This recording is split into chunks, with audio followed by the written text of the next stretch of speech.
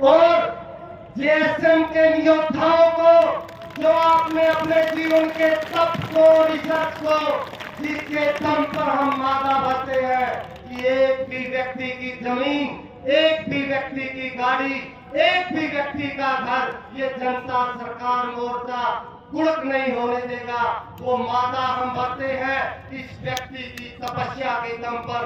तो मैं आमंत्रित करता हूं वर्मा जी को कि अपने इन योद्धाओं को अपना आशीर्वाद देंगे और मार्गदर्शन करेंगे।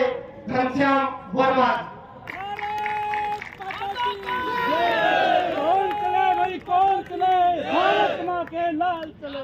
कौन चले भाई कौन चले, भारत माँ के लाल चले। वंदे भारत माता की इनकलाब भारत की हुंकार है।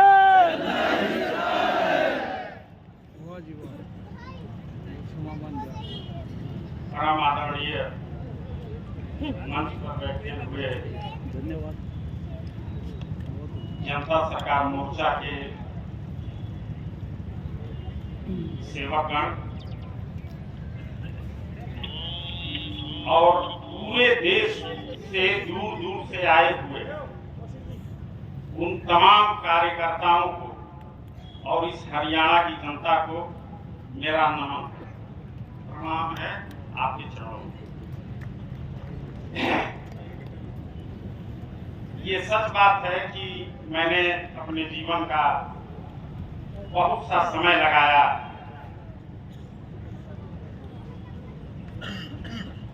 मैं क्या कहूँ उस रिसर्च के बारे में। मुझे खुद आज आश्चर्य होता है अपने ही किए हुए कार्य, और मैं ये नहीं मानता हूं कि वो कार्य मैंने किया। मैं ये मान के चलता हूं कि यह कार्य उस परम पिता परमेश्वर की, ईश्वर की, वाहे गुरु की, आप चाहे उस शक्ति को जिस भी नाम से पुकारें, मुझे लगता है कि यह उसका दिया हुआ एक आशीर्वाद है। शायद मेरी मेहनत देख कर या आप लोगों की परेशानी देख, वह रिसर्च का एक बहुत छोटा सा बिंदु था कि रुपया क्या है। मैं बहुत समय नहीं लूंगा, एक छोटा सा वाकया बताता हूं। आप ये मत समझना कि रुपया का मामला आपके यहाँ पहली बार आया, इसको आप दिमाग से निकाल दो। ये सब कुछ हम लोगों ने ये रुपए का मैटर लेकर के हम लोग 2006 में सुप्रीम कोर्ट तक गए हैं और वहां से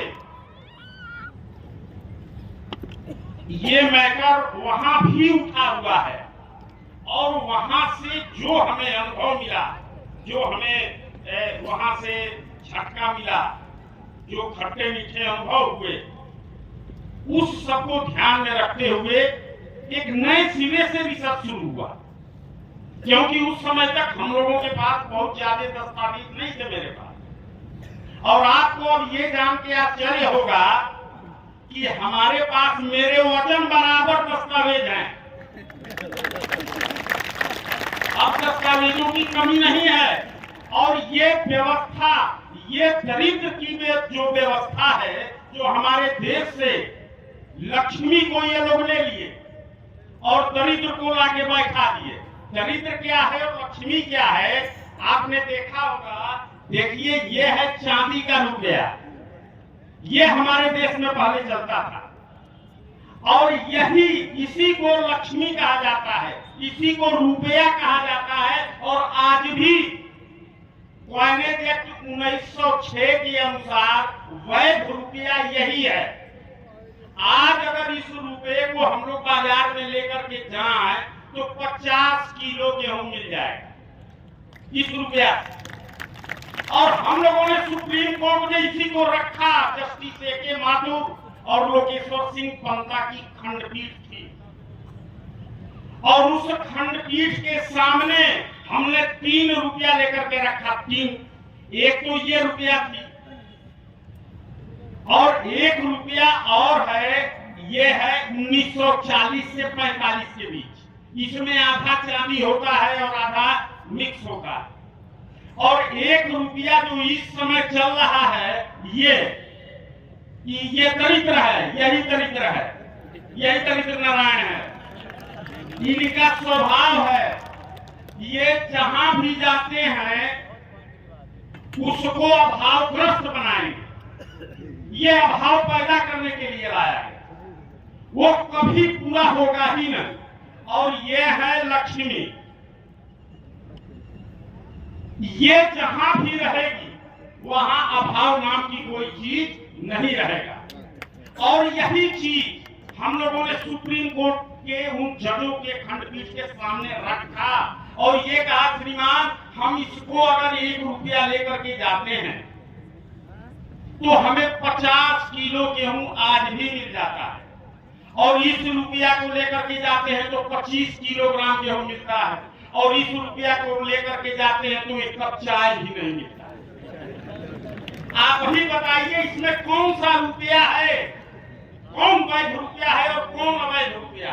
क्योंकि सब पर लिखा है 1 रुपीस 1 रुपीस 1 रुपीस। आप विश्वास नहीं करोगे, सुप्रीम कोर्ट में उन ज्ञानियों की बोलती बंद हो गई, एक जुबान नहीं निकला।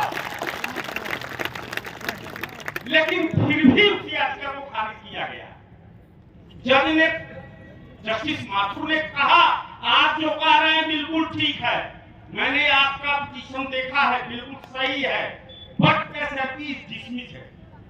फिर भी आपकी याचिका खारिज की जाती है, ये बात समझ में नहीं आई। वर्षों बीत गए, उसकी बहुत अजीब कहानी है, लेकिन मेरे दिमाग में ये क्वेश्चन बार बार उठ रहा था कि ये सुप्रीम कोर्ट के जजेज हैं, कोई गहरे गहरे व्यक्ति नहीं है, इन्होंने क्यों ये बात कही? मेरे ही सामने तमाम याचिकाएं खारिज किया और सीधा यस या नो में बोलते थे। लेकिन हम लोगों को बाकायदे उन्होंने ऐसे कहा कि आप जो कह रहे हैं बिल्कुल सही है, मैं आपका पिटीशन देखा हूं, बिल्कुल सही है, फिर भी आपकी याचिका खारिज की जाए। बाद में जब रिसर्च किया गया, हमें यही बात फील हुई कि यार हम ही में कुछ ना कुछ कमी है। और बाद में रिसर्च के दौरान जब दस्तावेज, क्योंकि उस समय जब हम लोग लेकर के गए थे तो हम लोगों के पास एकमात्र दस्तावेज था, एकमात्र दस्तावेज था। आज तो किलो में है, किलो में है। मेरा ख्याल है लगभग अगर सारा वजन कर दिया जाए तो कुंटल में पहुंच जाए। तो कहने का मतलब कि ये सब बिल्कुल ये प्रैक्टिकल हो चुका है। और मैं ये सब कुछ करने के बाद पूरे देश में घुमा हूं मित्रों। एक बात मैं आपको बता दूं, लेकिन मुझे कोई भी बहुत अच्छे लोग मिले, लेकिन मैंने सोचा इस थापी को मैं किसे दूं जो लेकर के पूरे देश में घूमे और मेरा साथ दे और मुझसे अपना साथ ले। और उसमें मुझे सिर्फ एक व्यक्ति मिला जिसमें मैं जो गुण देखना चाहता था वो लगभग बहुत कुछ मिला, और वह है डॉक्टर देवेंद्र प्रधान। भारत माता की। और मैंने देवेंद्र जी से कहा है कि देवेंद्र जी आप बिल्कुल आगे बढ़ो और मैं आपके साथ रहूंगा। मैं तमाम किसान संगठनों, इस देश के सभी किसान संगठन हो, व्यापारिक संगठन हो, औद्योगिक संगठन हो, मैं समस्त संगठनों से एक बात आज हाथ जोड़ के प्रार्थना कर रहा हूं कि आप सब इस रुपए के मुद्दे पर एकमत हो जाइए, क्योंकि दुनिया में ऐसी लड़ाई आज तक कभी भी नहीं लड़ी गई, कभी भी नहीं लड़ी गई। और जिस दिन, सुन लो मित्रों, जिस दिन इस रुपया की लड़ाई को आप लड़ लिए तो आपकी सारी जितनी भी परेशानियां इस समय देश के अंदर चल रही हैं, बेरोजगारी की, इसकी, उसकी, शिक्षा, सब में लगभग 75% कमी तुरंत होगा। ये आज जो महंगाई की बात की जा रही है ना, ये महंगाई कुछ नहीं, ये लूटपाट है, लूटपाट। ये अभी आप ट्रेनिंग में आइएगा तो उसमें सारी चीजें रखी जाती हैं, क्योंकि यहाँ हम उतना समय भी नहीं लगे। तो कहने का मतलब ये कि इन सब चीजों का हम सोच करके और पूरी तौर तरीका से हम तैयार हैं। और मैं देवेंद्र जी के इस प्रयास से और इनकी कर्मठता से, इनकी मेहनत से मुझे बहुत खुशी मिली है। और मित्रों, आप जितने भी कार्यकर्ता हो, मैं बता दूं, आपकी एक एक गतिविधियों पर मेरी नजर थी और मैं इतना खुश हूं कि मैं उस खुशी को शब्दों में नहीं वर्णन कर सकता। आपको बहुत बहुत बधाई। और जिस तरीके से आपने मेहनत किया है, मैं उसको बहुत नजदीक से गौर कर रहा था। और मैं इतना खुश हूं कि मैं जिस काम को सोच रखा है, मुझे अब पूरा विश्वास हो चला है कि आप लोग उसको पूरा कर दोगे। बिल्कुल पूरा कर दोगे। तो इसके लिए हम आप सबको बधाई देते हैं विशेष रूप से। और जिसको भी रुपया से संबंधित कुछ भी समझना हो, तो मैं इस समय हूँ। और डॉक्टर देवेंद्र कलहारा जी को हमने बहुत कुछ सौंपा है और वही देखेंगे। और पूरे इस देश का नेतृत्व उनको दिया गया है। इसलिए हम उन समस्त संगठनों से कहूंगा कि आप लोग इस मुद्दे पर कलहारा जी का साथ जरूर दें, क्योंकि यह एक ऐसी क्रांति आने वाली है अभी। और मैं आपसे एक अनुमति चाहता हूं, रुपये की लड़ाई तो पूरे देश में लड़ी जा रही। अभी ये प्रथम चरण है, ये अभी ट्रेलर है, ये अभी असल लड़ाई नहीं है। ज्ञान युद्ध तो यार असल ज्ञान का ये ज्ञान युद्ध है। इसमें कोई तोड़ फोड़ आंदोलन हड़ताल करने की कोई जरूरत ही नहीं है। इसमें सब लूटे जा रहे हैं, मजदूर, किसान, व्यापारी, कर्मचारी, अधिकारी, पुलिस, सेना, आखिर सब रुपए से काम करते हैं ना, सभी रुपए से लेन देन करते हैं ना, वो भी तो लूटे जा रहे हैं। तो ये लड़ाई जन जन की बनने जा रही है, सबकी। तो इसमें हम ये चाहते हैं कि आप सब लोग एक झंडे के नीचे इस मुद्दे पर आ जाए, इसी को लेकर के क्रांति हो। और मैं अभी ये पहला चरण पूरा किया, अभी हो रहा, अभी पूरा तो नहीं है, लेकिन आपके उत्साह को देखते हुए, आपके कार्य को देखते हुए मैंने मन बनाया है कि अब मुझे दूसरे चरण में प्रवेश करना है। तो आप उसकी अनुमति देते हैं? अनुमति है? अब दूसरे चरण में प्रवेश किया जाए। चलिए कलहारा जी, अब आप तैयार हैं? भारत की ओंकार है, सरकार है।